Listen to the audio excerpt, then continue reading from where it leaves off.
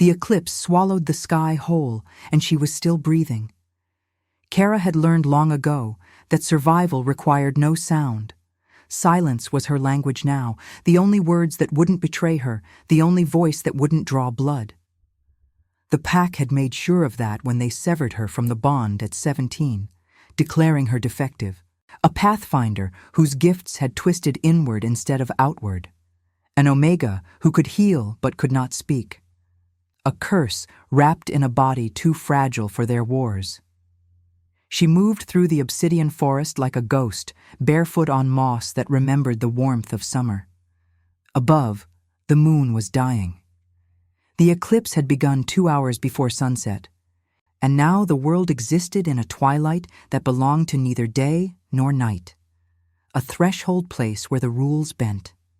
She could feel it in her bones, that strange electricity that made her skin hum. Her gifts always sang louder during eclipses. It was the only time she felt alive. The cage hung from the old oak like a crucified god. Kara froze. Her breath caught somewhere between her ribs and never quite escaped. In all her years wandering these forbidden lands, she had never seen such a thing. The silver bars caught what little light remained, throwing fractured shadows across the forest floor. And inside was a man, an alpha. She knew it before her eyes could focus on the particulars. The scent reached her first. Leather, pine, blood, and something older, something that tasted of crowns and winter storms. His head hung forward, matted dark hair obscuring his face, but even broken, even caged, his presence filled the small space like contained thunder. His wrists bore the marks of silver chains, deep burns, the skin blistered and weeping. The metal was ancient, etched with runes she recognized from forbidden texts. Binding magic, the kind that would drain an alpha's strength until nothing remained but the husk of what he'd been. Kara's hands began to move before her mind could stop them. This was danger. This was a trap. This was every reason she had learned to trust no one, to move through the world as unseen as the dead. But his wounds were singing to her gifts, calling out in a language older than words. She circled the cage slowly, moving through the eclipse dark like she had always belonged to shadows. There, the lock mechanism, silver and iron, worked with precision, not meant to be opened, meant to hold until the prisoner broke or was collected for execution. She pressed her palm against the cold metal and felt the burn of it, the deliberate cruelty. Someone had wanted this alpha to suffer. Someone had bound him with magic, designed to siphon his power, to make him ordinary, to make him prey. The man's head lifted slightly. Even through the darkness, even with his face still hidden, she felt his awareness snap toward her like a predator's. His body tensed, ready to strike despite the chains, despite the burns, despite whatever kept him kneeling in that cage. Kara did the only thing she could do. She placed both hands against the lock and opened herself to the eclipse. The magic came like lightning, wild and ancient and desperate. It poured through her fingers, through the silver, through every rune etched into the metal. She could feel the binding magic resistance, fighting her, trying to burn her away. But the eclipse had made her strong. The eclipse had given her permission to exist. The lock shattered. The cage swung open with a groan of hinges that had never known such mercy. The alpha fell forward onto his hands and knees, breathing like a wounded animal. For a moment, neither of them moved. The eclipse reached its totality above them, and the forest became a place that had never known the sun. Who? His voice was broken, fractured by pain and disuse. Who are you? Kara opened her mouth to answer and remembered with the weight of stone that she could not speak. Her voice had been taken long before this night. All that emerged was a thin, whistling breath, the sound of wind through an abandoned room. The alpha's head lifted fully then, and she saw his eyes for the first time. They were silver, literally silver, catching what fragments of moonlight leaked through the eclipse. and in them she saw something that made her knees falter. Recognition, not of her face, but of something deeper, some kindred fracture in the soul that called to his own. "You're marked," he whispered. Not a question, an accusation, a prayer. Kara took a step back, her hands falling away from the cage. Whatever this was, whatever she had just done, it could not end well. She had broken the chains of an Alpha King. She could smell it on him now, that particular weight of royalty mixed with the scent of captivity. She had freed something dangerous. She turned to run. His hand caught her wrist, gentle despite its strength, gentle despite the silver burns that should have left him unable to move. "Don't," he breathed. "Please, I don't know what you are, but don't leave me in the dark again." Kara looked back at him, at this broken king with silver eyes and binding scars, and made a choice that would echo through both their lives like a bell struck at midnight. She squeezed his hand once, a promise, a warning, a beginning. Then she pulled him toward the deeper forest, away from the cage, away from the eclipse, toward the only refuge she had ever known. A cave where the moon could still find them, where fire could be lit, where, if they were careful and very, very quiet, they might survive the dawn. The cave smelled of stone and time and her. Alistair, though he could not yet tell her his name, could not explain the weight of the crown she had freed, followed the silent woman through tunnels so narrow the darkness seemed to have weight. His body moved on instinct alone. The silver chains had drained him to a husk, leaving nothing but the primal core of what an alpha was. Hunger, rage, and a desperation to protect that transcended reason. But she was not prey, and she was not a threat. This much his instincts screamed with certainty. She emerged into a vast chamber where moonlight, the returning moonlight, as the eclipse began to release its grip, fell through a crack in the stone like liquid silver. She gestured for him to sit, and when he tried to speak, she pressed one finger to her lips. The gesture was so intimate, so personal, that it felt like a violation of something sacred. Her hands moved with purpose then, gathering things, cloth, water in a stone vessel, dried herbs that she crushed between her palms. When she approached him, he saw his own blood reflected in her eyes. Literal reflection, as if the wounds on his wrists were being painted onto her irises. "What's your name?" he asked quietly. She didn't answer. Instead, she took his wrist gently and began to work. The cold water stung like knives. The herbs, something else, burned and then soothed. And underneath it all, he felt something impossible. Heat, warmth that didn't come from friction or fire, warmth that came from her hands themselves as if they contained a sun she kept buried in her palms. The blisters began to fade.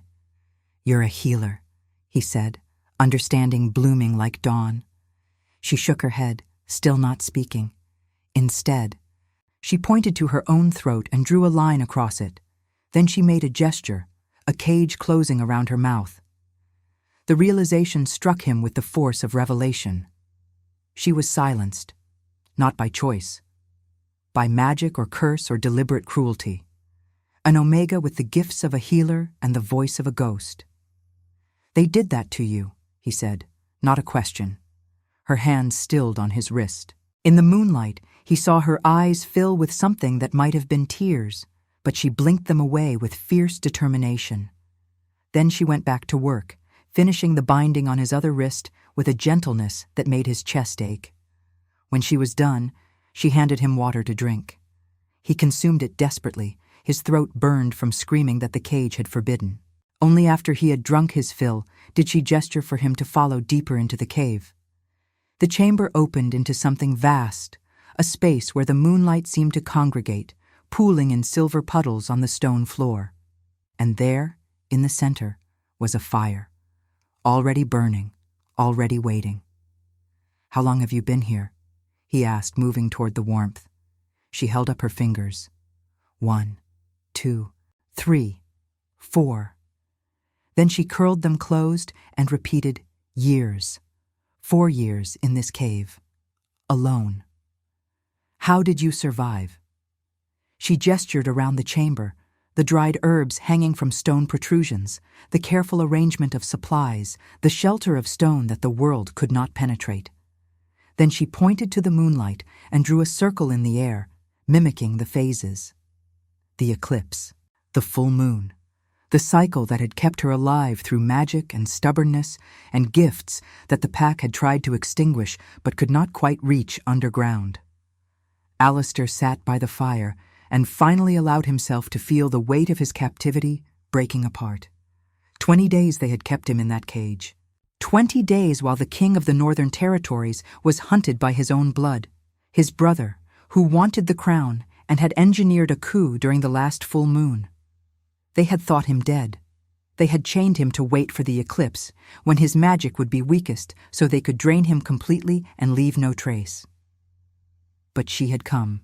A silent Omega with healing hands and eyes that saw through his broken shell to something worth saving. "What's your name?" he asked again, softer this time. She rose and moved to the fire. With a stick of charred wood, she drew on the stone floor. The letters were careful, deliberate, each one a small rebellion against the silence forced upon her throat. K-A-R-A. Kara, he repeated, and the name felt like prayer. "I'm Alistair, King of the North, and I owe you a debt I could never repay." She shook her head firmly and drew again. No debt, only choice. Then she gestured to the fire and made a sleeping motion against her cheek. Dawn was coming. They both needed rest, and in the daylight, with his strength returning even incrementally, decisions would need to be made. Alistair nodded and lay down near the fire, close enough to feel the warmth, far enough to respect the boundaries of a woman who had been alone so long that another presence must feel like an invasion. But as sleep began to pull him under, he became aware of something else, a sensation he had thought lost forever in the cage. The bond, his bond to his mate. It had been severed when they took him, or so he had believed. But now, lying in a cave with a silent Omega whose hands had healed his wounds with impossible warmth, he felt it. A thread. Silver and fragile and impossibly strong. A thread that had been waiting for him in the darkness for 4 long years. Alistair opened his eyes and looked at Kara where she sat by the fire, watching the flames with an expression that suggested she had been waiting for him her entire life, even when she didn't know his name. The thread between them hummed like a tuning fork, struck at the exact frequency of destiny. The dawn came gray and cautious, as if uncertain whether it should pierce the cave at all. Kara woke to find Alistair, already awake, standing at the mouth of the cave, looking out at the forest with an expression that balanced grief and hunger and something that looked almost like relief. His wrists had healed enough that the worst of the scarring had faded, replaced by thin silver lines, marks that would never fully disappear, tokens of what had been done to him. She moved quietly to stand beside him. In daylight, she could see him fully for the first time. The Alpha King was not tall, but he was broad, shoulders built for carrying weight both literal and figurative. His hair was dark, nearly black, and his eyes held that unnatural silver sheen that marked him as royalty. Old royalty. The kind that traced bloodlines back to the first alphas before the hierarchy calcified into the rigid structure that had deemed her defective. "They'll be looking for me," he said quietly. "My brother will send hunters. The cage was meant to keep me until they could drain me completely, but now that it's broken?" Kara placed her hand on his arm. When he turned to look at her, she gestured a question. How many? How powerful? How close? 6, maybe 7, the best trackers in the northern pack, but they won't expect. He paused, and she saw understanding wash across his face. They won't expect me to have bonded with an Omega. They won't know to look for another heartbeat, your heartbeat. She tilted her head. He was speaking of the mate bond, the connection that had pulled at both of them through the night like gravity. She knew what it was, She had felt it from the moment she touched the cage. But acknowledging it aloud felt like stepping into a fire from which there was no retreat. Kara walked back into the cave, gesturing for him to follow. The fire had burned down to embers and coals. She knelt beside it and carefully built it back up, adding wood and dried herbs, coaxing the flames to life with practiced precision. Then she reached around her neck and pulled free the object she had worn since the day they cast her out. A silver chain. Simple. Old. Holding a single object. A piece of obsidian carved into the shape of the moon, still waning on its arc toward darkness. She held it up to the firelight. The obsidian caught the flames and threw them back, multiplied and strange. Alistair stepped closer, and she saw recognition flare in his silver eyes. "A bloodstone," he whispered, "from the old temples, from before the hierarchy." Kara nodded. The stone had been her mother's, gifted to her at birth by a priestess who had seen something in her that the pack could not name, something sacred and dangerous and fundamentally at odds with the rigid structure of pack law. When they had cast her out, the stone had been the only thing they allowed her to keep, the only thing they thought worthless. She held the chain out to Alistair. When he reached for it, she grabbed his hand instead and pressed it against the obsidian. His silver eyes went wide as the magic recognition passed between them, a surge of connection so profound it felt like dying and being born simultaneously. She guided his hand to her heart, letting him feel the rhythm of it. 4 years. 4 years she had lived alone in this cave, and every night the moon had shown her his face in dreams she couldn't explain.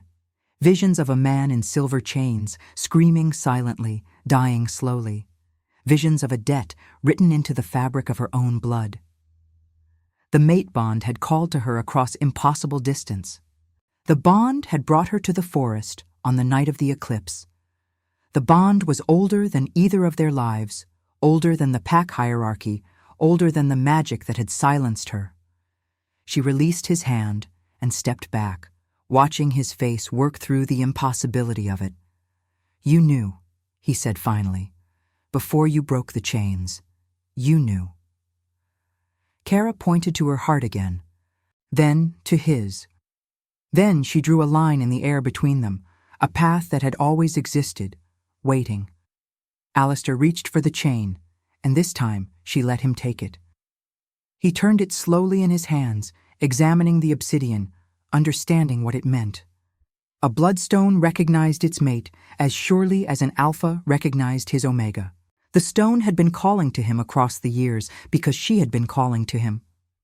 "Then we have to leave," he said, decision hardening in his voice. "If the bond is recognized, if my brother's trackers discover—" Kara shook her head and gestured outside. She pointed to the forest, the mountains, the vast wilderness that stretched beyond the pack territories. Then she drew the phases of the moon in the air with her fingers. 2 weeks. The full moon was 2 weeks away. By then, his strength would be fully restored. The hunters would tire and turn back, convinced he had fled north or west, not stayed close. But there was something else. Something she tried to communicate through gesture and repetition and the intensity of her gaze. She pointed to the obsidian in his hands, then to her throat. The magic that had silenced her. It wasn't pack magic. It was older. It was rooted in the stone, the earth, the bones of the mountain itself. And in 2 weeks, when the moon was full and the veil between worlds was thin, that magic might finally break. Alistair looked at the stone in his hands, then at her, and she saw the moment he understood. This was not random. Their meeting was not chance. The eclipse had aligned with her 4-year captivity, with his 7 days remaining in the cage, with the full moon coming like a deadline written in heaven. Everything had been leading to this moment. Everything would depend on what came next. He pressed the obsidian to his chest, directly over his heart, and she felt the magic of it resonating through the cave. The walls seemed to hum. The fire burned brighter, and in that brightness, she saw him not as a broken alpha king, but as the man she had been dreaming of for 4 years. The man the stone had chosen. The man she was willing to break every law to protect. Kara moved to him and placed both her hands over the obsidian, over his heart, over the bond that thrummed between them like a second pulse. No words existed for what she was committing to, no words she could speak anyway, but her hands could speak. Her hands had always spoken. She pressed heat into him, the same impossible warmth that had healed his wrists, now flowing deeper, settling into his marrow, his blood, his very essence. A claiming, a declaration, a vow written in silence and sealed by magic that belonged to neither pack nor hierarchy, nor anything forged by the hands of men. When she pulled away, Alistair's silver eyes had darkened to slate. The obsidian glowed faintly where it rested against his chest. And in the cave of echoes, the silence between them was no longer empty. It was full. It was heavy. It was the sound of 2 souls recognizing each other across the distance of 4 years and a lifetime of solitude. And now, I invite you to leave a trace of your presence in the comments. Tell us where in the world you're watching from and the exact hour you hear this story. We wish to know how far these northern confessions travel and at what moments of the night they find you. They came on the 5th day, 6 of them, moving through the forest with the efficiency of wolves who had tasted their prey's blood. Kara watched from the cave entrance as they passed below, their noses to the ground, their bodies tensed with the hunger of the hunt. She could smell them from this distance, pack magic, aggressive and certain. They knew their alpha was close. They could almost taste his exile on the wind. Alistair was deeper in the cave, conserving his strength. The healer's bond between them had grown stronger over the past 5 days. She could feel his heartbeat as clearly as her own, feel the moment his eyes opened, the moment hunger pulled at his belly, the moment he thought of her. But the silver chains had cost him more than she had initially understood. The magic of them had sunk deep into his bones, and while her gifts could heal the surface wounds, the interior scarring would take time. Time they did not have. She heard the scrape of stone and turned to see Alistair moving toward her, every muscle taut with the need to fight. His silver eyes had faded to something closer to gray, the color of stone, the color of old wounds.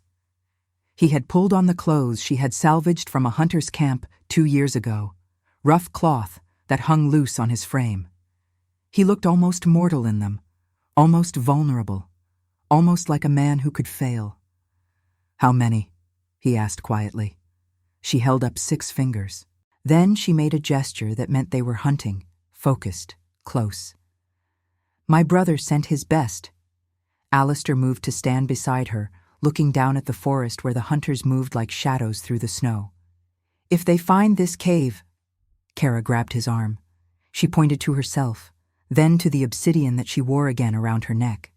The stone had been his for the past 5 days, but when she had returned it to herself that morning, she had felt it settle into its correct position like a key turning in a lock. She had work to do. Before Alistair could protest, she slipped from the cave mouth and descended toward the forest floor with the silence of 4 years' practice. The snow here was thin, melting in places, and she moved through it without disturbing a single flake. The hunter's scent grew stronger as she approached, and she took care to move downwind of them, placing herself not between them and the cave, but parallel to their path. One of the hunters stopped. He was smaller than the others, his gray coat matted with snow, his black eyes scanning the forest with the intensity of someone who had trained to see what others missed. A tracker. The most dangerous kind. Kara stepped directly into his line of sight. For a moment, neither moved. She could see the calculation in his eyes. Omega, alone, no threat. A refugee from another pack, perhaps. Something that could be reported but was beneath their concern. Then she opened herself to the magic. The obsidian at her throat began to glow, faint at first, then brighter. A light like moonrise, like starlight, like the aurora itself. The tracker's eyes went wide, and she saw him reach for his mate bond, ready to call the others, ready to report what he was seeing. But Kara was faster. She pressed her hands together and pulled them apart, drawing a line of power between them. The magic that had silenced her throat flowed outward, not as a destructive force, but as a barrier. A wall of silence. The tracker opened his mouth to scream and no sound emerged. He staggered backward, his hands clawing at his throat in a pantomime of her own captivity. The other hunters turned, sensing the disturbance in the pack bonds, and Kara felt the moment of choice crystallize. She could run. She could lead them away from the cave and disappear into the mountains. She could sacrifice herself the way she had lived, silent, alone, invisible. Instead, she drew more power from the obsidian and threw it outward like a net. The magic caught all 6 of them at once, a wave of silence that paralyzed their ability to communicate. In a pack, that was death. They were suddenly 6 individuals instead of a unit. Their bonds severed by the magic Kara wielded like a blade she had been forging for 4 years of captivity. She saw them begin to panic, saw them realize that something impossible was happening, saw the moment fear overtook their training. Then she released them. The silence broke like ice, and they could breathe again, could speak again. But Kara was already gone, dissolving back into the forest with nothing but her footprints in the snow and the memory of impossible light to prove she had ever been there. The hunters looked at each other, saw the terror in each other's eyes, and came to a unified conclusion. This place was cursed. The old magic was here. The earth itself was rejecting them. They did not need to discuss it. They did not need to debate.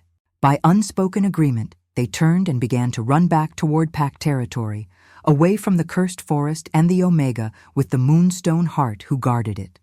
Kara returned to the cave to find Alistair standing at the entrance, every muscle coiled with the need to fight or protect or die trying. When he saw her, she watched the tension drain from his body, replaced by something closer to awe. "You sent them away," he breathed. She nodded, exhausted. The magic had taken more from her than she had anticipated. But it had worked. They would not come back. Whatever she had shown them, whatever the old magic had revealed, it had frightened them enough to override their loyalty to the Northern Crown. Alistair reached for her as her legs began to buckle, catching her against his chest. His heartbeat was strong and steady and real under her ear. She could feel his strength returning day by day as her gifts worked deeper into his wounds. Soon, he would be strong enough to leave, strong enough to face whatever came next. But not yet. Not while she could still feel the obsidian's pull. Not while the full moon was only 9 days away. Not while the magic that had silenced her was preparing for its final release. She pressed her forehead against his chest and let herself rest in the warmth of an alpha who had learned, in a cave beneath the mountains, that strength and mercy were not opposites but the same force, wielded by hands that had been broken and remade by love. On the 10th night, Alistair told her the story of his captivity. They sat by the fire, and he spoke in low tones, as if the words themselves were dangerous. His voice had grown stronger over the past 10 days. The strain and damage from screaming in the cage was fading, replaced by the particular roughness that came from disuse and healing. "My brother was never meant to be second," Alistair said, staring into the flames. "We were born on the same day, twins, but I emerged first. By the laws of the pack, that made me heir. That made me king. That made me responsible for everything, while he got the luxury of rebellion without consequence." Kara watched him, her hands folded in her lap, her silence a kind of permission for him to continue. This was what the bond allowed, the space to speak, to be heard, to be witnessed. 7 months ago, he came to me in the council chamber and told me he had found my mate. Alistair's hands clenched into fists. He said she was dying, that she had been cast out by her pack and the bond sickness was killing her slowly. He said if I didn't claim her within the lunar cycle, she would die, and the bond would break me in the backlash. Kara's breath caught. She reached out and touched his wrist, a silent question. "I didn't know it was a trap," Alistair continued. "I searched for you. I could feel the bond pulling, but you were always just out of reach, like you were deliberately hiding from me, like you didn't want to be found." She pressed her hand against his heart. Of course she had been hiding. 4 years in a cave. The bond had been calling to her all that time, but she hadn't understood what it meant. She had thought it was madness, thought it was the isolation breaking her mind, thought it was the magic of the obsidian playing tricks, showing her dreams of a man she had never met. By the time I realized it was a trick, I was already far from the capital. My brother had sent hunters. They were waiting for me in the northern passes. I fought. He raised his wrists, showing the faint scars where the silver chains had burned him. I fought until I couldn't fight anymore. They took me to that cage and told me they were going to drain me slowly, feed my power back to the pack, and let my brother take the throne. He looked at her then, and his silver eyes were bright with tears he refused to let fall. I would have died there. I would have let them kill me rather than submit. But then you came, and you broke the chains, and suddenly the pain had purpose. Suddenly, I understood what my brother had been trying to tell me with his trap, that my mate wasn't dead, that my mate was alive and waiting in a cave beneath the earth, and the bond was real. Kara rose and moved to the fire. With a stick of charred wood, she drew on the stone floor. She drew the mountain, the cave, the obsidian stone. Then she drew a figure, herself, kneeling before the blood altar, the place where the priestess had given her the stone and told her she was marked for something greater than the pack could conceive. The priestess knew, Alistair breathed, understanding. She knew we were bonded across time. Kara nodded. She drew the eclipse, drew the cage, drew the full moon approaching like destiny. The priestess had been old magic, the kind that operated on scales beyond the hierarchy of pack and crown. She had seen the threads that connected Alistair and Kara before either of them was born. And she had given Kara the stone to keep her safe, to keep her alive, until the moment when the binding would break and the bond would need her. "Then we have to leave," Alistair said, standing with sudden urgency.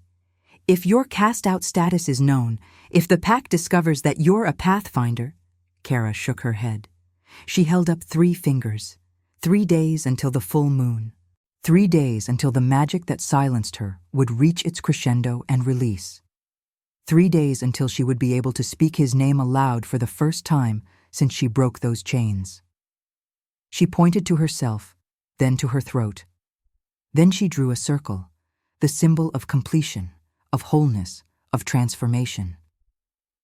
"When the moon is full," Alistair stepped toward her, understanding crystallizing in his eyes. "Your voice. You'll get your voice back." She nodded and grabbed his hands, squeezing them. Then she pointed to the obsidian at her throat. The stone had been absorbing the curse, storing it, holding it until the lunar alignment was complete. In 3 days, when the moon reached its apex, the magic would release. The silence would break, and she would have her voice back, not through the pack's laws or the hierarchy's permission, but through the old magic that had chosen her from birth. Alistair pulled her close, and she felt the pressure of his gratitude, his amazement, his horror at what had been taken from her, and his joy that it was returning. "When you speak," he whispered, "what will you say to me?" Kara smiled, a rare thing but real, and pressed one finger to his lips in a gesture of silence and mystery. The words would come when the moon was full. She did not yet know what they would be. The magic would speak through her, and she would learn her own voice for the first time in 4 years. Together, they returned to watching the fire. In 3 days, everything would change. In 3 days, the Cave of Echoes would become a place where voices could ring out and reach the stars. In 3 days, Kara would become more than the silent woman who had saved an Alpha King. But tonight, she was content in the silence, watching the flames dance with all the colors of the old magic, holding the hand of a man who had learned to hear the sound of her heartbeat, and knowing that destiny was not a burden imposed by the hierarchy. It was an invitation she had already accepted the moment she broke his chains. The night before the full moon, the sky cleared entirely. Stars filled the heavens in such profusion that it seemed impossible they had ever been covered by cloud. The cave was flooded with starlight that mingled with the moonlight, creating a radiance that made even the deepest shadows glow with an inner luminescence. The obsidian at Kara's throat caught this light and multiplied it, throwing fractals of silver and white across the stone walls. Alistair had not slept. Instead, he had prepared. He had found fabric, old cloth salvaged from abandoned camps, and begun the intricate work of weaving it into something resembling ceremonial garments.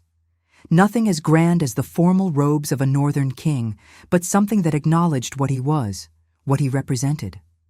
The work was meditation for him, a way to process the transformation that had occurred in the past 2 weeks. He was no longer caged, no longer broken, no longer defined by his captivity. Kara watched him from across the fire, and she saw in his hands and face something that reminded her why he had been chosen as king. It wasn't the crown or the bloodline, though both mattered. It was the way he moved through the world with intention, the way he could sit in silence beside her without requiring noise to fill the space, the way he had learned to read her hands and her expressions and understand her better than people who could hear her voice had ever bothered to try. As the night deepened, moving toward that liminal space between midnight and dawn, Alistair rose and extended his hand to her. She took it without hesitation, letting him pull her to her feet. He guided her deeper into the cave, past the main chamber, into passages she had never explored despite her 4 years here. The passages grew narrower, more deliberately constructed. These were not natural caves carved by water and time. These were passages built by hands long dead, by a people who had lived before the pack hierarchy was even conceived. Passages that led downward, always downward, until the air itself seemed to throb with age and magic. Finally, they emerged into a vast underground temple. The chamber took Kara's breath away. The walls were covered in carvings, story after story written in stone. She recognized some of them, the first alphas and their omegas, the great wars, the treaties written in blood and silver. But other carvings were older, predating the hierarchy entirely. They showed women and men standing equal under the moon, showed magic flowing from both genders, showed a world where power was not hoarded by one class, but shared by all. In the center of the chamber was an altar, but not the kind used for sacrifices.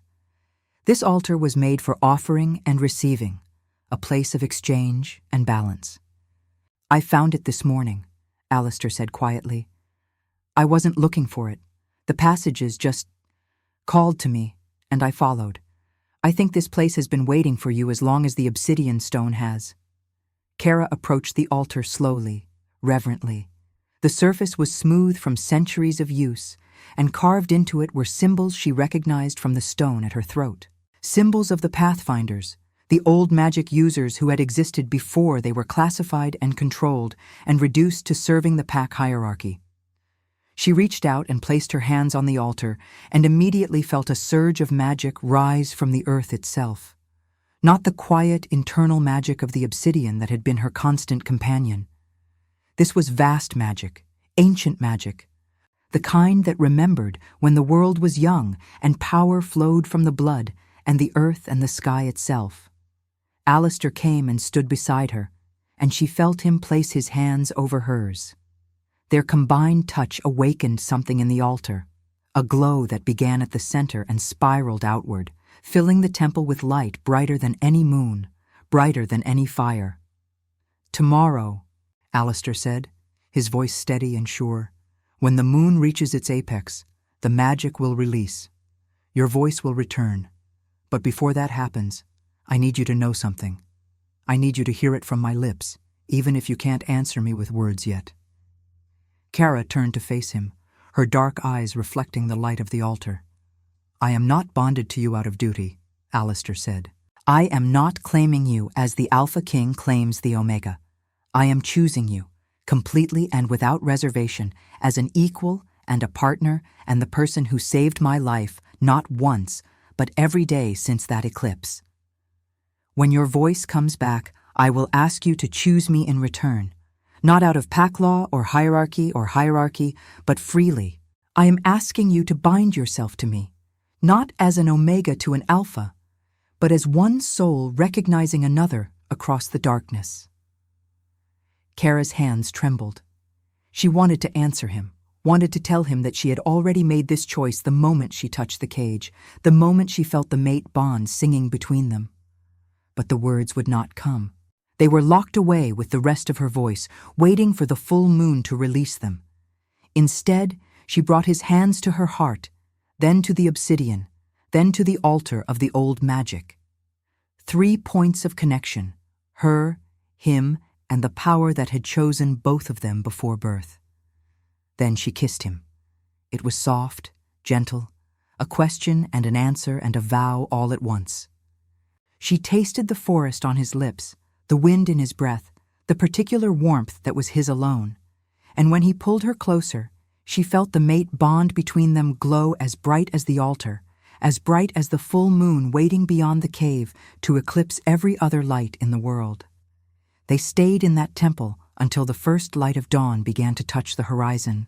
They didn't speak, couldn't speak, in Kara's case, but they existed in the fullness of understanding. 2 souls who had been broken by the world and remade into something stronger by the alchemy of meeting, choosing, and committing to stand against whatever came next. When they finally returned to the main chamber of the cave, the full moon had begun to rise. It was blood red at the horizon, deepening to silver as it climbed. In 12 hours, it would reach its zenith. In 12 hours, Kara would speak. "Like if you believe rejection can become destiny," Alistair whispered as he pulled her close one final time before the sun fully rose and the day claimed them. "Like if you believe that 2 broken things can become whole when they choose each other." Kara nodded against his chest, and somewhere deep in her throat, a sound emerged that was almost like laughter, almost like her voice, trying to remember what it had been before the silence took it. But that was tomorrow's miracle.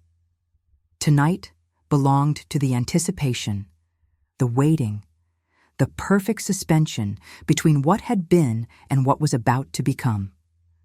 The full moon rose at midnight, and the entire world changed. Kara felt it begin at sunset, a pressure in her throat that was not quite pain, but not quite pleasure either. It was the sensation of a dam about to break, of water pressing against stone, of transformation coiling in her muscles and nerves and the very cells of her being. She and Alistair returned to the underground temple as the sun sank below the mountains. This time, they came not alone, but with purpose. Kara had gathered things from her cave, cloth, herbs, water from the spring that flowed beneath the earth. She had adorned herself not in the manner of the hierarchy's rituals, but in the fashion shown in the old carvings, simple and elegant, with the obsidian stone glowing softly at her throat. When the moon reached its apex, they stood together before the altar. "Come," Alistair said, holding out his hand. Kara took it, and together they placed both their hands on the stone of the altar. The connection was immediate and overwhelming. The magic that had waited 4 years, that had waited a lifetime, waited since before she was born, came roaring up through the earth like a geyser. It filled her, it consumed her, it remade her. The silence that had bound her throat shattered like glass. The magic that had taken her voice didn't flee, but transformed, became something else entirely. It became power. It became choice. It became the instrument of her own becoming. Kara opened her mouth, and sound emerged. Not speech at first, not words. A cry that was part wolf and part woman, part grief and part joy, part death and part birth. A sound that had been caged for 4 years, straining against magical bonds, waiting for this moment of release. The sound reverberated through the temple, echoed off the ancient stones, seemed to shake the very foundations of the earth. And when it finally faded into silence, Kara gasped in air and tasted her own voice in it, tasted freedom, tasted possibility, tasted the flavor of a self she thought had been taken forever. "Hello," she whispered, testing the word on a throat that had almost forgotten how to shape sound. "Hello, hello, I can speak." Her voice was not what it would have been if she had never been silenced. It carried echoes of that silence, depths of that deprivation. But it was hers, entirely, irrevocably hers. Alistair was watching her with tears streaming openly down his face. "Say my name," he breathed. "Alistair," she said, and the name was prayer and curse and promise all at once. "Your name is Alistair." "And you are Kara," he said. "You are Kara, and you are mine, and I am yours, and—" She kissed him, and for the first time since the day they met, they kissed with both their voices intact. She could feel the bond between them sing at the contact, could feel the mate connection acknowledge what her body had always known, that this man was her other half, the answer to every question the obsidian stone had ever asked. When they broke apart, Kara began to laugh, a sound that filled the temple and seemed to make the old stones remember joy. "I have so much to tell you," she said. "So much I couldn't say when I couldn't speak." "We have time," Alistair said, pulling her close again. "We have all the time in the world now." But even as he said it, they both felt it, the shift in the magic, the moment when destiny stopped being a gift and became a choice that required action. The full moon had released her voice, but it had also sent out a signal, a beacon that the old magic recognized and answered. Somewhere in the Pack territories, the priestess who had given Kara the obsidian stone felt the release and understood what it meant. Somewhere in the northern capital, Alistair's brother realized that his plan had failed, that the Alpha King still lived and now possessed something far more valuable than power. He had possession of the old magic, channeled through a Pathfinder mate. The world would change now. Wars would be fought. Lines would be drawn. The hierarchy would be forced to reckon with the fact that there were older laws than those written in the Pack codes. But that was a problem for tomorrow. Tonight, Kara and Alistair held each other in a temple of old magic, and she spoke every word she had spent 4 years storing up, every prayer and curse and vow and truth. She spoke of the priestess and the prophecy. She spoke of the nights she had felt the bond pulling at her, calling her toward a destiny she couldn't understand. She spoke of the choice to break his chains, and how it was not an act of mercy, but an act of necessity, the universe demanding what was owed. And as she spoke, the full moon above the cave reached the absolute apex of its arc, and for just a moment, the veil between worlds grew so thin that Kara could have sworn she heard the priestess's voice blessing them from across the distance. "You are the bridge," the old woman's voice seemed to say. "You are the one who will teach the hierarchy that mercy and strength are not opposites, that an omega can be powerful, that a king can be redeemed through love rather than conquest, that rejection can become destiny for those brave enough to claim it." Then the moment passed, and the world was just the temple again, just Alistair and Kara, just the full moon and the old magic and 2 broken souls who had learned to heal each other. But everything had changed, and they both knew it. They emerged from the cave as the sun rose on a new day. The forest seemed different now, brighter, more alive, as if the world was reflecting the transformation that had occurred underground.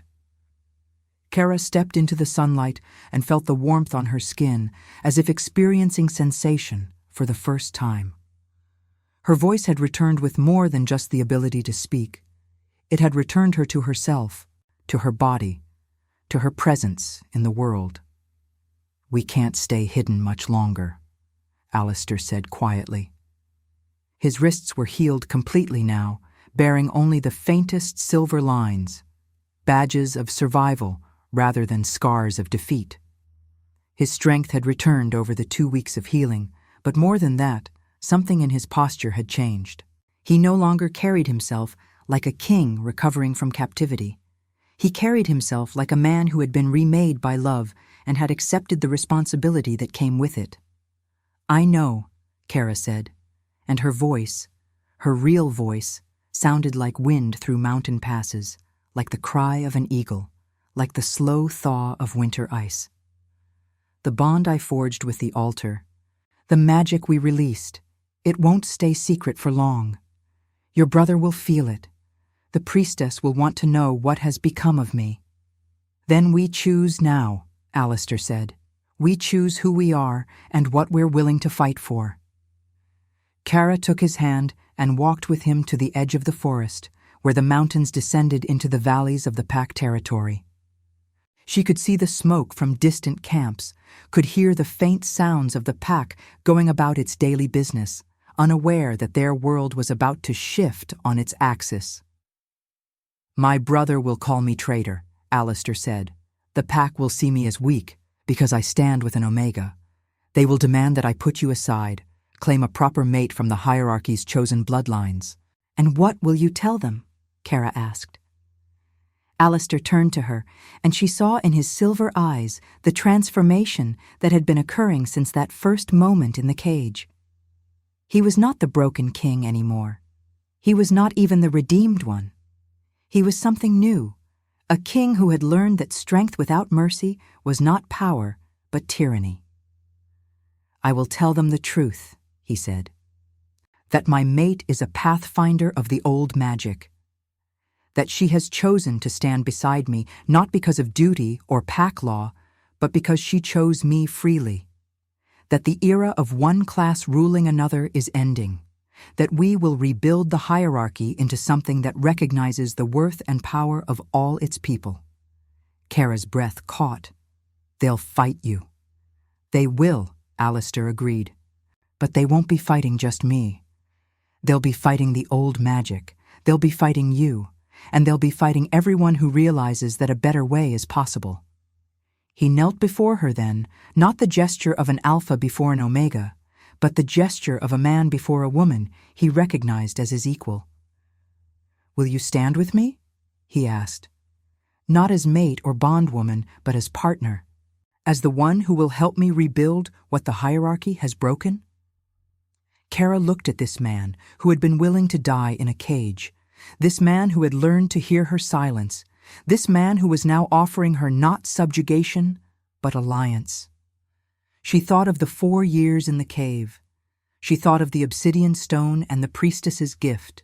She thought of the magic that had chosen both of them long before they were born, pushing them together through eclipse and capture and transformation. "Yes," she said, and her voice rang through the morning air like a bell struck at midnight. "Yes, I will stand with you. I will speak the truths the hierarchy has silenced. I will show them that rejection can become resurrection, that the broken can become whole, that an Omega's power is not lesser, but different and just as necessary." Alistair rose and pulled her into an embrace, and they stood together at the edge of the forest, looking down at the Pack territory, at the kingdom that would soon learn that its king had returned, not bowed, not broken, but transformed. As they descended the mountain together, Kara began to speak. She told him everything, the 4 years in the cave, the nights when the bond pulled at her and she thought she was going mad, the dreams where she saw a man with silver eyes screaming silently. She told him about the priestess and what the old woman had whispered about the Pathfinder's destiny. She told him about the magic that ran deeper than blood, older than hierarchy, undying and patient and waiting for the right moment to remake the world. And as she spoke, her voice grew stronger, richer, filled with all the power that the silence had tried to suppress. By the time they reached the first Pack encampment, she was no longer the silent woman from the cave. She was Kara, pathfinder of the old magic, mate to the Alpha King, bearer of destinies and breaker of chains. The pack members who saw them emerge from the forest saw a king carrying the obsidian stone at his chest and an Omega with fire in her eyes. They saw a man and woman walking together as equals, saw the mark of the old magic burning between them like a covenant written in light. And in that seeing, the first tremor of change moved through the pack. The hierarchy would resist. There would be battles fought and oaths broken and blood spilled on snow as the old way fought for survival against the new. But the change had begun, inevitable as the turning of seasons, inexorable as destiny itself. Kara opened her mouth and spoke words that would echo through every camp, every council chamber, every heart that had ever wondered if a better way was possible. "I am Kara," she said, and her voice was thunder and mercy and the sound of chains breaking. "I was rejected, I was silenced, I was left to die alone. But I was found by one who learned to hear without ears. I was saved by love that asked nothing but choice. And now I say this to every soul who bears the mark of rejection, to every heart that has been deemed lesser by the laws of hierarchy. You are not broken. You are not worthless. You are the old magic remade, and your time is coming." The obsidian stone at her throat glowed brilliant in the morning light, and in the mountains above, the last echoes of her voice seemed to reach the priestess in her temple. And the old woman smiled, knowing that her prophecy had finally taken root. The king had found his redemption not through conquest or dominion, but through love. And the Omega had found her destiny not in subjugation or silence, but in the courageous act of speaking truth to power. Together, they would rebuild the world, and the magic that had chosen them would ensure they were never again alone. If your heart beat alongside ours, like, comment and subscribe, because every soul that joins our moon keeps the flame of redemption alive.